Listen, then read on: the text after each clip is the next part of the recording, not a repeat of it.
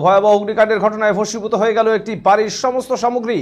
রবিবার সকালে ঘটনাটি ঘটেছে শিলিগুড়ি সংলগ্ন ফুলবাড়ি 2 নং গ্রাম পঞ্চায়েতের চুনাভাটি এলাকায়। আগুন দেখতে পেয়ে স্থানীয়রা দ্রুত আগুন নেভানোর কাজে এগিয়ে আসেন। এই ঘটনায় হতাহত না হলেও বাড়ির ভেতরে থাকা সমস্ত সামগ্রী পুড়ে ছাই হয়ে যায় বলে জানা গেছে। জানা গিয়েছে ফুলবাড়ির চুনাভাটির বাসিন্দা মোহাম্মদ নিজামুদ্দিনের বাড়িতে অগ্নিকাণ্ডের ঘটনাটি ঘটেছে। বাড়ির প্রায় সমস্ত আসবাবপত্র সহ যাবতীয় নথি আগুনের গ্রাসে চলে যায়। ফলে সর্বস্ব খুইয়ে কান্নায় ভেঙে পড়েন পরিবারের সদস্যরা।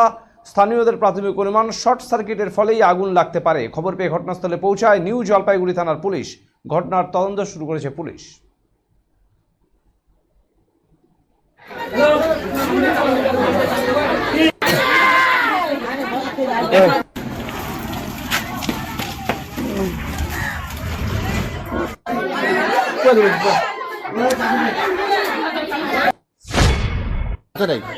বাড়ির ঘরের ভিতরে যা ছিল টাকা পয়সা চাল ডাল সব শেষ হয়ে গেছে। আচ্ছা, কার বাড়িতে? বাড়িটা কার? বাড়িটা নিজামুদ্দিন মিয়া। হ্যাঁ। আচ্ছা, কি করতো উনি? কি কাজ করে? ওই তো লোড আনলোডের কাজ করে। কি কারণে আগুনটা লাগলো? কারণটা লাগতে শর্ট সার্কিট হয়ে লাগছে আর কি। মিটারে শর্ট হয়ে গেছে, শর্ট হয়ে আগুনটা লাগছে। কারো কোনো কিছু হয়নি? না, এমনি মানুষের ক্ষতি হয় না। ঘরের পুরো যা জিনিস ছিল পুরোপুরি চলে গেছে।